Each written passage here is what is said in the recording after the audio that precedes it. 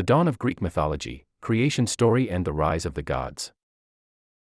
Welcome to an enchanting exploration of the origins of Greek mythology. In today's video, we'll dive deep into the ancient stories that shaped how the ancient Greeks explained the universe.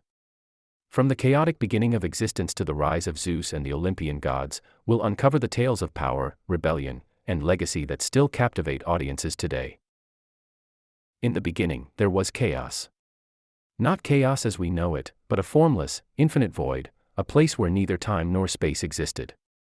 It was from this vast emptiness that the very fabric of existence began. Out of chaos emerged Gaia, the earth, rich and fertile, mother of all life.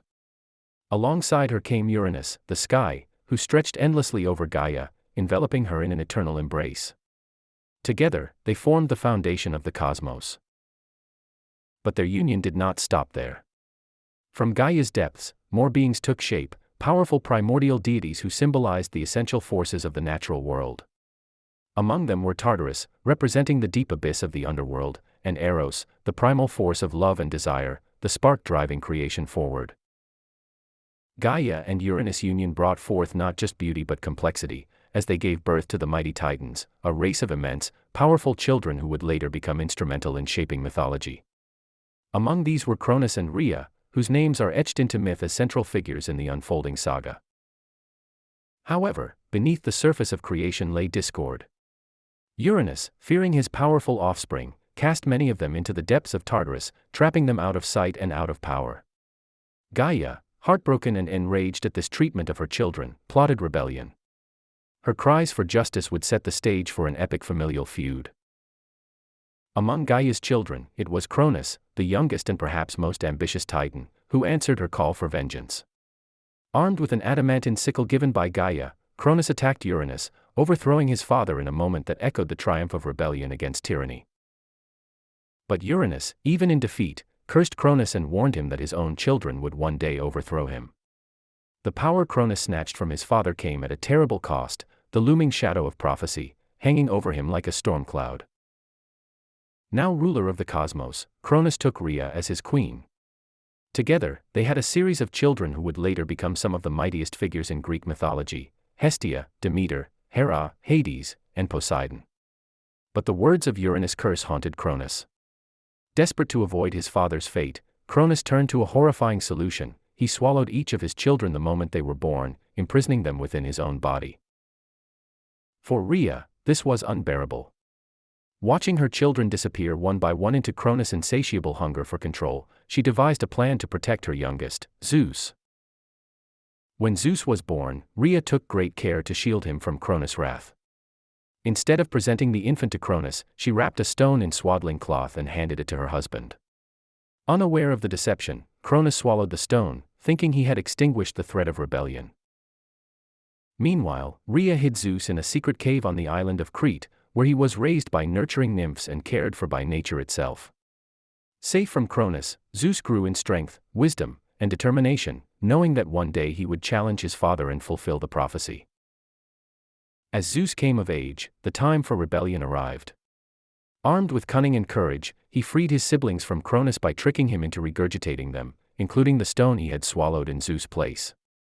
Together, Zeus and his siblings, now united in their resentment of Cronus, declared open war on their oppressive father. This conflict, called the Titanomachy, was no ordinary battle. It was a clash of cosmic proportions. Zeus and his siblings, now known as the Olympians, fought alongside allies like the Cyclopes and Centimanes, hundred-handed giants, whom they freed from Tartarus. Armed with thunderbolts crafted by the Cyclopes, Zeus led the Olympians with unparalleled might. For a decade, the war raged. The Titans, led by Cronus, fought valiantly, but they were ultimately defeated. The Olympians cast the Titans into the depths of Tartarus, ending their reign and solidifying their own ascension to power. With victory secured, Zeus and his siblings established their rule from Mount Olympus, an ethereal realm perched high above the mortal world. There, the Olympians divided the cosmos among themselves. Zeus claimed dominion over the sky, Poseidon took the seas, and Hades became ruler of the underworld. Meanwhile, Hera, Demeter, and Hestia took on roles presiding over marriage, agriculture, and hearth, respectively. The 12 Olympian gods, often flawed and deeply human in their emotions, became the central figures in Greek mythology. Each god represented a distinct aspect of life and nature, from Athena's wisdom to Aphrodite's beauty and love. Their personalities and stories would define the rich tapestry of myths for generations. Unlike many other pantheons of gods, the Olympians weren't perfect beings. They were prone to jealousy, anger, love, and revenge, strikingly human traits for divine figures. This made them relatable and accessible to the ancient Greeks, who saw their struggles and triumphs reflected in the divine dramas of the gods. The myths served not only to entertain but also to teach moral lessons, explain natural phenomena, and provide a sense of order in a chaotic world. The stories of the creation of the universe and the rise of the gods are more than just ancient tales, they are a gateway into the values, fears, and imaginations of an entire civilization. The Greeks used mythology to explore profound questions: where did we come from? Why do we suffer? What is the nature of power? By weaving their answers into stories of gods and titans, they created a legacy that has transcended time. Even today, these myths inspire literature, art, film, and philosophy. They endure because, at their core, they speak to universal truths about the human condition. They remind us that even in the face of chaos, creation and order are possible. They teach us about the cost of power and the relentless tide of change.